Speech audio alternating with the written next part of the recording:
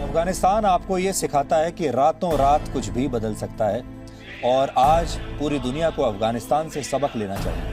पहली सीख तो ये है, अगर आपका राष्ट्र मजबूत नहीं है तो आपका बंगला, आपकी गाड़ियां, आपका बिजनेस, आपका बैंक बैलेंस और आपकी पढ़ाई लिखाई आपके किसी काम नहीं आएगी। ये सब आपके किसी काम नहीं रहेगा। दूसरी सीख है, अगर आपका देश आत्मनिर्भर नहीं है तो आपकी अपनी संपत्ति की भी कोई कीमत नहीं रह जाती।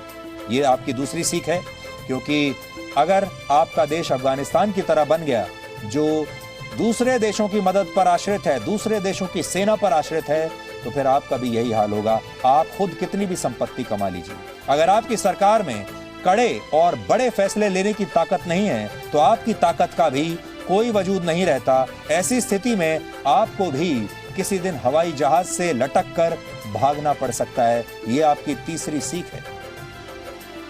अगली सीख ये है कि जिस नेता को आपने चुना है वो अगर कमजोर हो, यानी अगर आपका नेतृत्व ही कमजोर है, तो सब कुछ होने के बावजूद किसी भी देश के नागरिकों को शरणार्थी बनते देर नहीं लगती।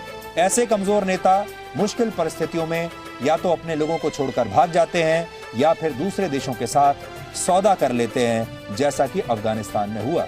इसलिए वोट देते समय हमेशा ये याद रखें कि जिस नेता को आप चुन रहे हैं, जिस सरकार को आप चुन रहे हैं, वो आपके लिए और अपने देश के लिए मजबूती से खड़ी रहे, भागेगी नहीं। और सबसे बड़ी सीख ये है कि जाति, धर्म, डर और मुफ्त की चीजों के नाम पर आप किसी को भी वोट मत दीजिए। वोट अपने देश को मजबूत बनाने के लिए दीजिए। ये सीख अफगानिस्तान के संकट से आज भारत के हर नागरिक को लेनी चाहिए। जाति, धर्म ये सब बाद में आती हैं, मुफ्त की चीजें सब बाद में आता है। जब आपका देश बचेगा तब आप बचेंगे, वरना एक दिन आपको भी हवाई जहाज से लटक कर देश से भागने पर मजबूर होना पड़ेगा। ये किसी के साथ भी हो सकता है।